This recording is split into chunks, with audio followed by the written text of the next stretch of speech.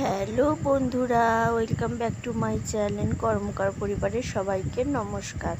বন্ধুরা, আজকে একটা মুখরোচক খাবার নিয়ে চলে এসেছি, যেটা সবাইকার পছন্দ। দেখো, চিকেন রান্না।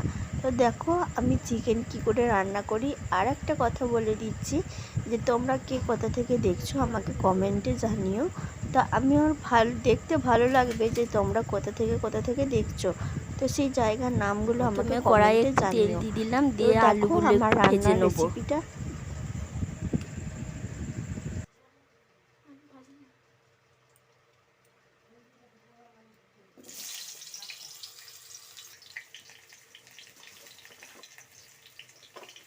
দিয়ে দিচ্ছি একটু নুন,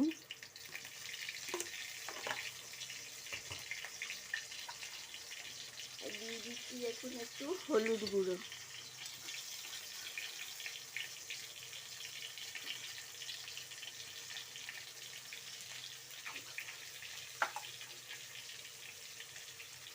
দিয়ে একটু নেড়ে নেবো।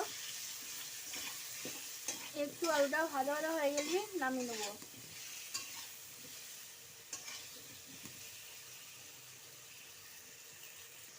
আমার আলুগুলো ভাজা হয়ে গেছে, এবার তুলে নেবো। লাল লাল করে ভেজে নিয়েছি আলুগুলো।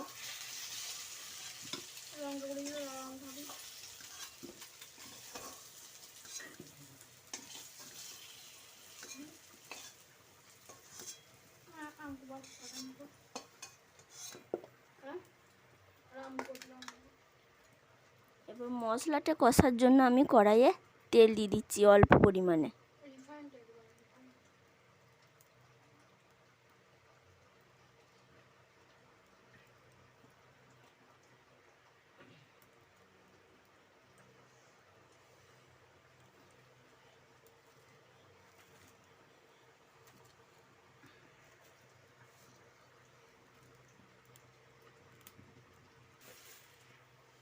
দিয়ে দেবো একটুখানি চিনি। চিনি দিলে কিন্তু রঙটা ভালো হয়।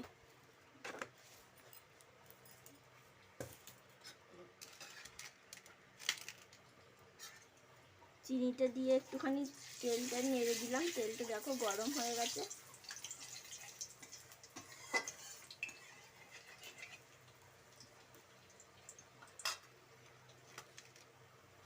এরপর আমি পেঁয়াজ কুচিগুলো দিয়ে দিচ্ছি।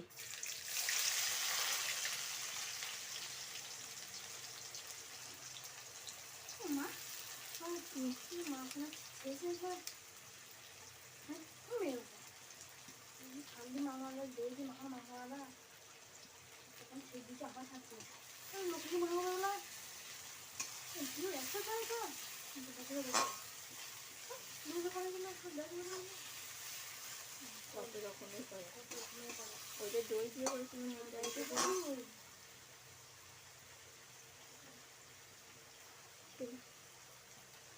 পেঁয়াজটা একটু ভালো করে লাল লাল করে ভেজে নেবো। তো পেঁয়াজটা লাল হতে হতে একটু তোমাদেরকে বলে দিই যে আমার চ্যানেলটা এখনও কেউ যারা সাবস্ক্রাইব করোনি তারা সাবস্ক্রাইব করে দেবে, লাইক করে দেবে, একটা কমেন্ট করে দেবে। এদিকে দেখো আমি কি কি মশলা নিয়েছি। দেখো, আদা বাটা, রসুন বাটা, জিরে গুঁড়ো, হলুদ গুঁড়ো, মিট মশলা সানরাইসের, আর এদিকে লঙ্কা গুঁড়ো, এদিকে টমেটো, আর এটা হচ্ছে গরম মশলা বাটা। আর এদিকে নিয়ে নিয়েছি চিকেন, দেখতেই পাচ্ছ। এই দেখো বড় একদম, এটি আমার মেয়ে খাবে। এই যে লেগ পিস, ছেলে খাবে না, ছেলে বলেছে আমি লেগ পিস খাবো না। এদিকে দেখো আলুগুলো ভেজে নিয়েছি।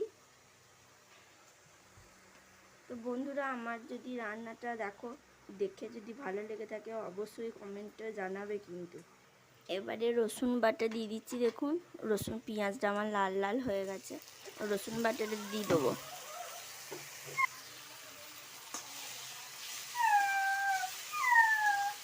রসুনটা দিয়ে একটু নেড়ে দিলাম।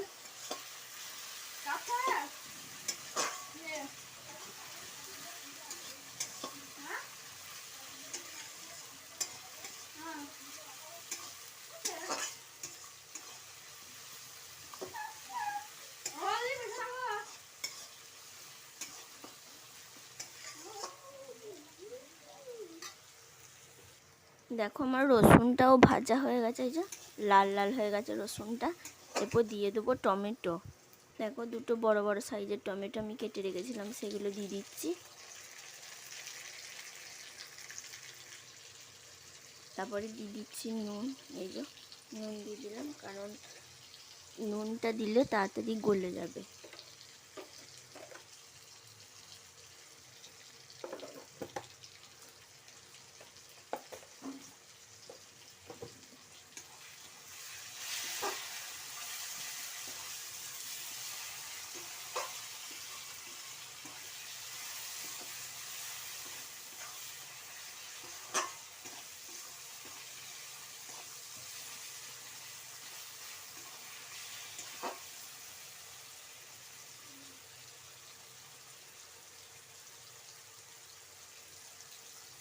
তারপরে দিয়ে দিচ্ছি একটু জল। দেখো জলটা দিলাম কারণ তলাতে লেগে যাচ্ছে বলে একটু জলটা দিলাম হালকা।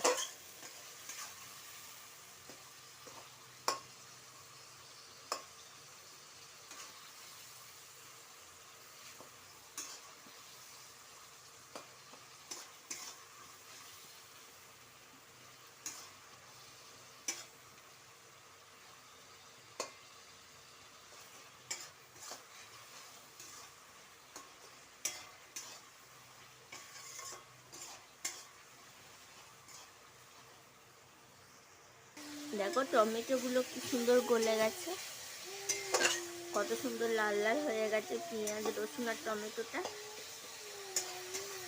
এরপর দিয়ে দেবো আদা বাটা।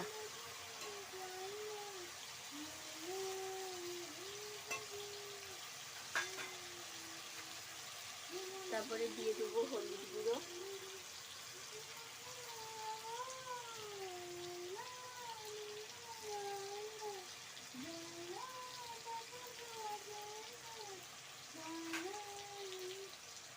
তারপরে দিয়ে দিচ্ছি জিরে গুঁড়ো।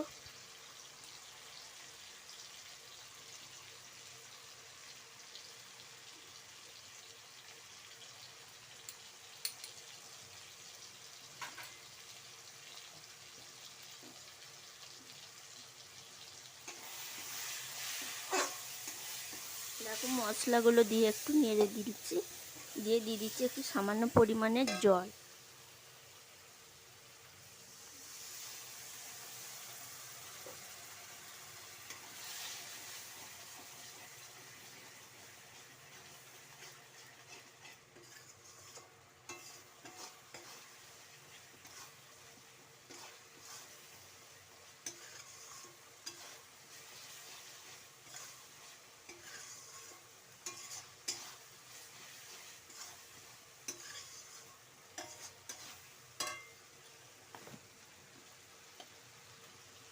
আমি এখন লঙ্কাটা দিচ্ছি না, কারণ আমার বাড়িতে বাচ্চা আছে বলে আমি লঙ্কাটা দিচ্ছি না।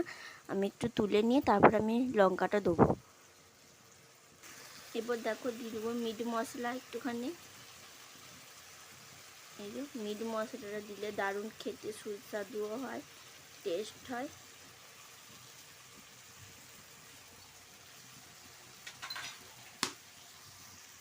তো দেখো এখনো পর্যন্ত লঙ্কা দিইনি, তবুও রঙটা দেখতে পাচ্ছ? এই দেখো রঙটা দেখো, তাহলে লঙ্কা দিলে আরও কত রঙ হবে। দেখতে পাচ্ছ আমার মাংস মশলার রঙটা কত সুন্দর হয়েছে। এই যে দেখো, দেখেই মনে হচ্ছে এখনো খেইনি। এরপর দিয়ে দেবো মাংস, চিকেনগুলো দিয়ে দিচ্ছি। দেখো এই দেখো, এই চিকেনটা দিয়ে এরপর কষতে থাকবো এখন 15-20 মিনিট ধরে। না কষা হলে ভালো লাগবে না। তোমরা কে কে চিকেন খেতে ভালোবাসো বলবে, এরকম সিম্পল ধরনের একদম ঘরোয়া পদ্ধতিতে রান্না করে দেখবে, খেতে খুব ভালো লাগবে। ভেজে রাখা আলুগুলোও দিয়ে দিচ্ছি। দেখো এই দেখো দিয়ে ভালো করে কষে নেবো।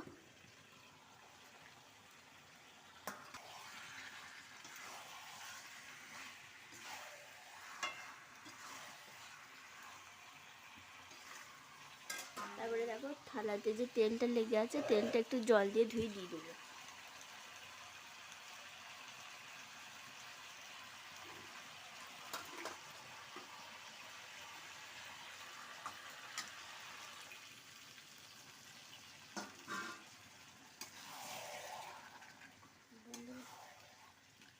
একবার গরম মশলা বাটাটা দিয়ে দিচ্ছি, কষতে কষতেই এটা দারুণ একটা সেন্ট উঠবে।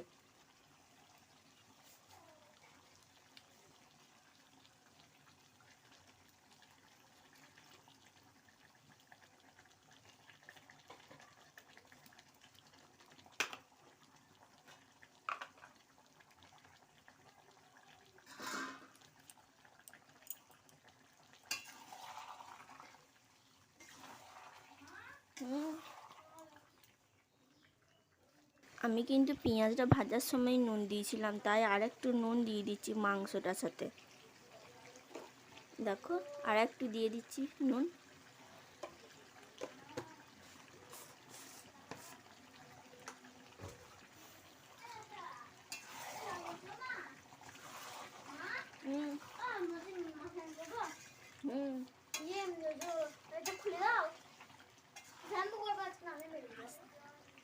মাংসটা কষতে কষতে কেমন তেল ছেড়ে দিয়েছে, দেখো কত সুন্দর লাগছে।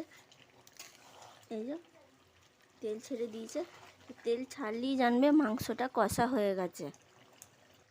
এরপর দিয়ে দেবো একটুখানি লঙ্কা গুঁড়ি।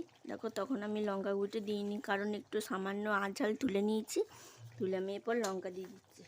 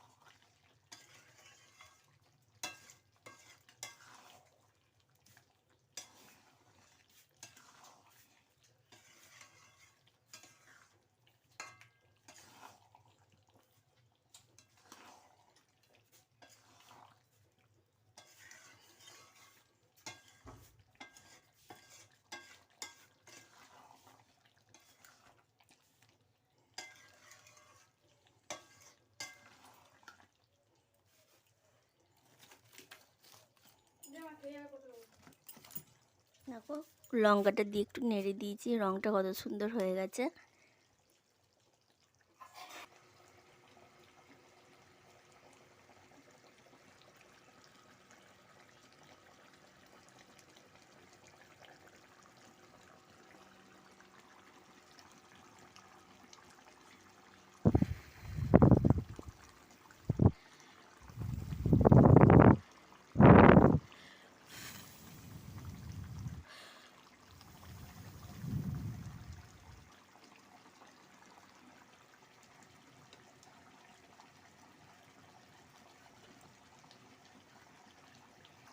দেখতে পাচ্ছ আমার চিকেন কষা রেডি। তো তোমরাও এরকম করে বানিয়ে দেখো। যদি আমার রান্নাটা ভালো লেগে থাকে তাহলে কমেন্টে জানিও, আর একটা সাবস্ক্রাইব আর লাইক করে দিও। আজকের রেসিপি আমার এই পর্যন্তই, রাখছি, টাটা, আবার পরের ব্লগে দেখা হবে।